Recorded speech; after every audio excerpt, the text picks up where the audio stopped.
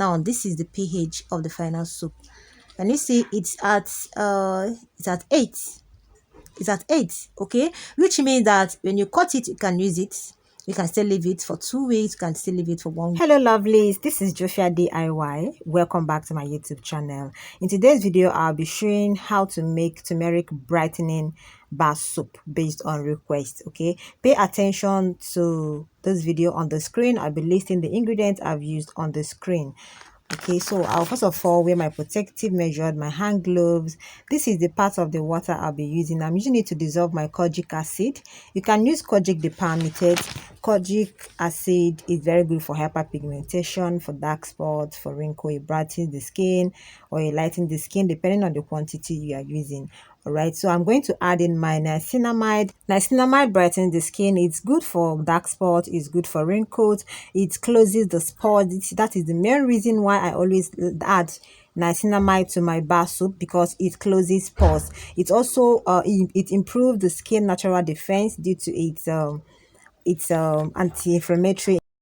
All right, so I'll be adding my sodium hydroxide into the part of the water. Okay, what I did here is that I used part of my water. The water I used in total is 300 gram, which is 267 to 399 ml.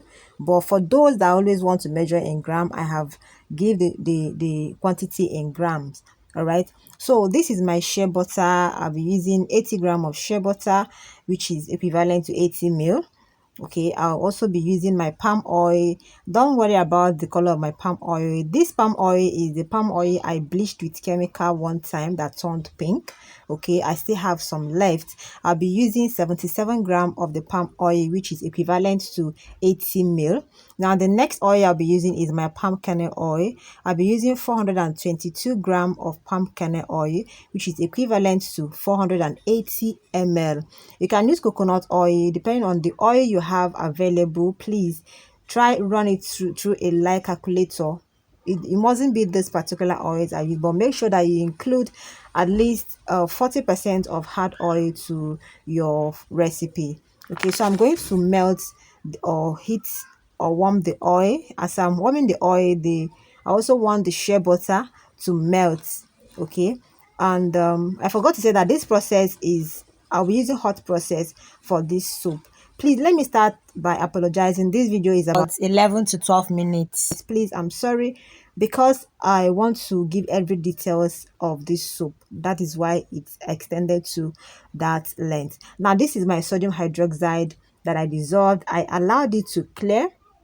Now it has cleared up and it's about 70 degrees Celsius. Okay, but the main thing is that it has cleared. I started adding it to my oil gradually. You can add all at once, but anyhow, just make sure that you're adding it. Now at this point, this is the point you should focus on. From this particular point, now this is where your work begins. If you notice, I make sure my heat is on low. This whole process took me about close to 1 hour to make this soup, because you don't need heat. You don't allow the soup to boil. It's just the low or medium heat that you need to cook this soup. Okay, now the color of the soup is like this. Okay, as the soup is progressing, you see the color of the soup changing. For instance, when you want to make pap, what they call pap or semo, okay, when you dissolve it in water, the color will be like off-white or white. But when you added hot water or when you cook it, you notice that the color will change to something which we change. We have a jelly look, or we have a darker look. Okay, so that is when to know that your soap is ready. But just keep following me.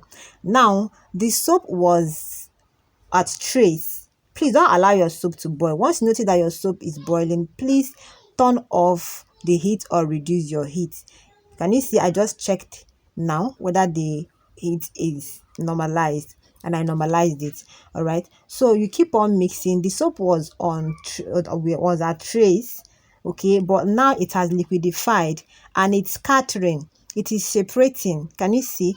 Oil is one side, water is one side, and a kind of lumps are on the other side. But if you notice this during your own hot process of making, please continue stirring. but make sure that your heat is on low. I have my reasons why I said the you should not allow your soap to boil. If you allow your soap to boil, you're going to get a good outcome. But when you pour it into your mold, when the soap hardens, you're going to see the bubble that formed will be on top, and it will not give your soap that smooth surface. Okay, so I'll keep on mixing it. Can you see how it's the whole thing scattered? It's not even as if I know what I'm doing. All right, but if you get to this stage, please continue cooking, continue mixing until the soap will come back together again.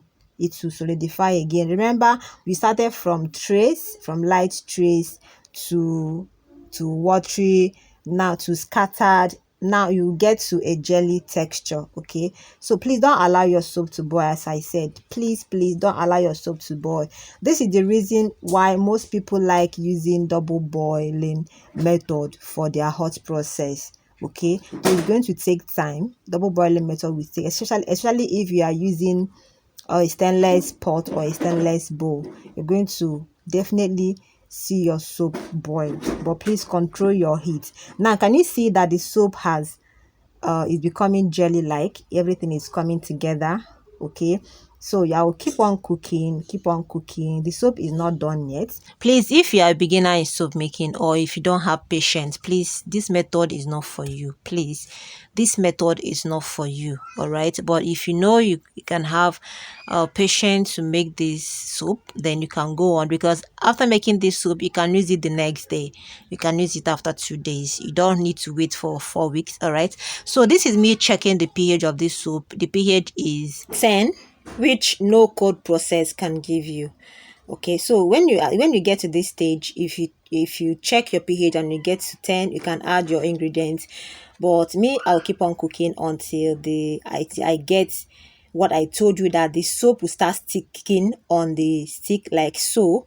You see, I touch it with my finger and I rub it between my fingers. Can you see it has dried up immediately? And if you notice, the side of the pot is dried. The one that touched on the side of the pot is dried. So I'll go ahead and start adding my ingredients.